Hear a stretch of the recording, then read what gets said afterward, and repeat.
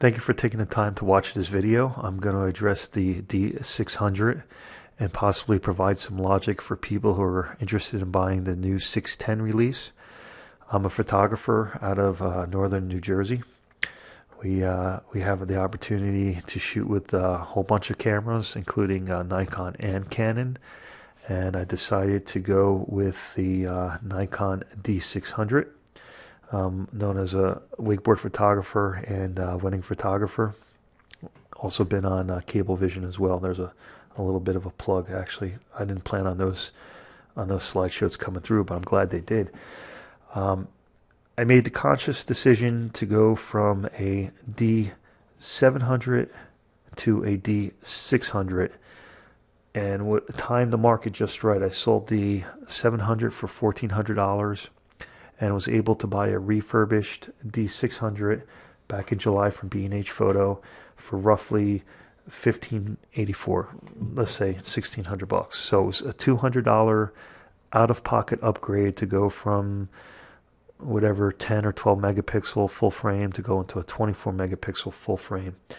And I decided to go refurbished just because of all the oil spot issues out there and all what other people are experiencing. Another photographer that I work with, he bought a D600 and brand new out of the box, had dust spots with the first shot he took. So I went with the refurbished product thinking that it would be totally solved, just like the new 610 that they're announcing. And follow my logic, I strongly suggest to wait and see how the 610 does within 30 days, 60 and 90 days of use to see if they have it all figured out.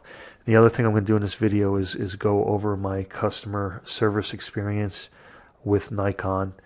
I've been on the phone with them and going back with emails, and I'm going to address my workflow and my feedback with dealing with Nikon as well. And I hope somebody from Nikon corporate actually finds this video and watches it, because I can't really include it with my business website videos. I don't want my clients really to know that I'm struggling with oil spots and issues with customer service problems with Nikon.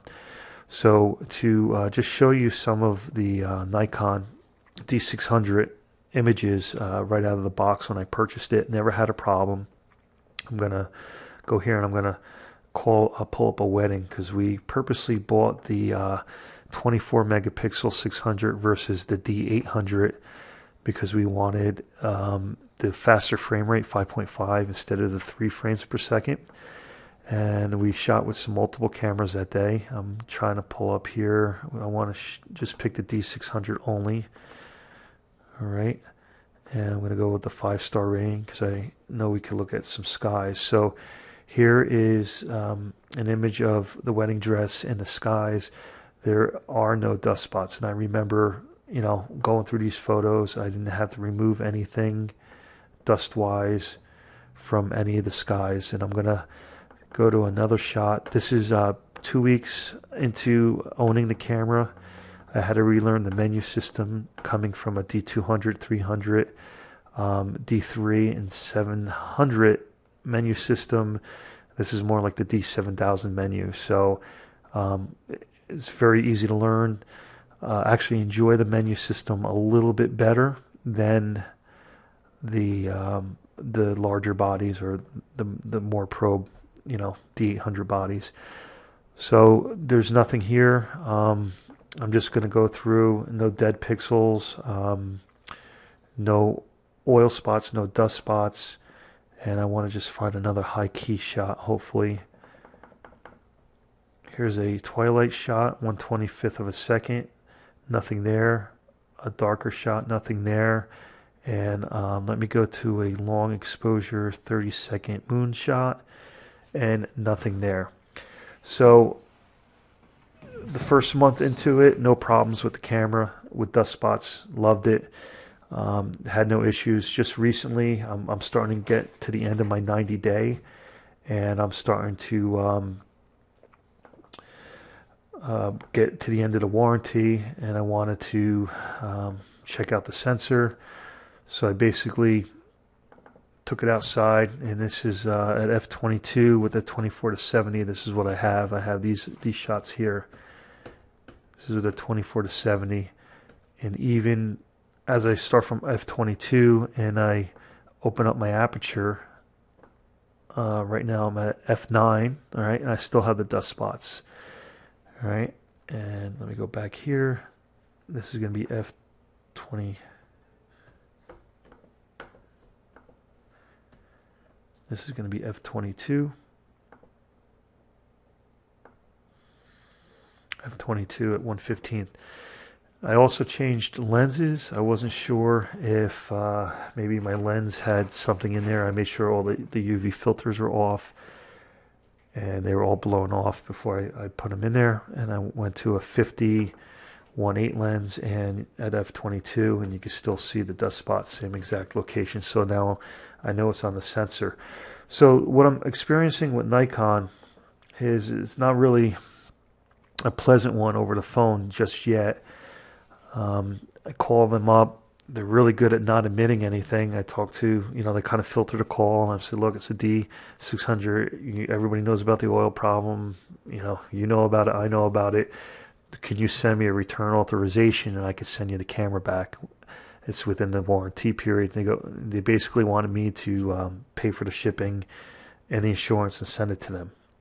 So I didn't really like that response, and I kind of went up the ladder a little bit and talked to this representative here from Nikon, and then she wanted me to send her a picture of the problem. So I had to create a Nikon account, which I had a personal account and a business account, and they kind of merged it together over the phone. I created a password later on at home. So it's 9:30 Eastern Standard Time, and I'm trying to work on this right now. So here's they talk you through it. I click on this here, and I was getting some errors here. Let's see, email Nikon, ask a question. Let me log back in.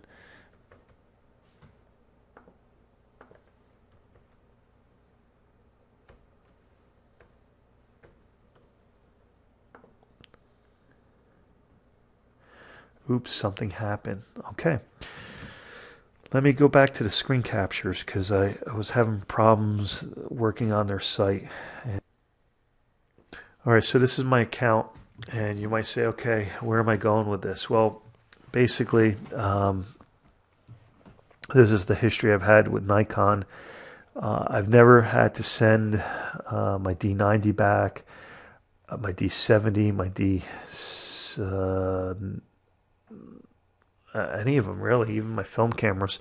That's pretty much why I stayed with Nikon. And just recently, like the D700 had problems with the flash mount. The D900, the SP900s are overheating. Everybody knows about them. They have it down as problem solved, but it's really not solved. I didn't want to send it back and have them tell me it's $100+ repair, and it's still going to overheat when it comes back. Even the 910s, they limit the flash duration to try to keep it from overheating, and then they eventually can overheat. So I actually, recommend going to a third party. I'm not going to say Quantum, but that's one solution.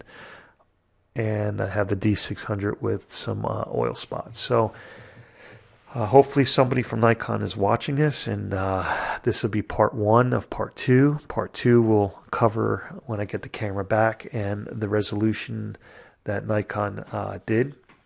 If you're seriously on the sidelines with the 910, I strongly urge you to wait and be patient. Try to keep maintaining or doing projects with the gear that you have. Time will tell if they resolve the issues. Like I said, I consciously went to a 610 for the simple fact that I knew that it would basically almost be like a 610, right? If you think about it, just totally rebuilt and refurbished and perfectly fine. So I don't know. I had some. I liked the camera a lot, and we took some really awesome pictures this year with it, and it did a really good job. It's just that the oil spots started to appear almost 60 days after using it. So thanks for taking the time to watch this video, and I hope that yeah, see, like all this stuff, I didn't have any oil spots or anything with any of these photos. So, but thanks for taking the time, and I hope that you have better luck with your gear as well. Okay, thank you.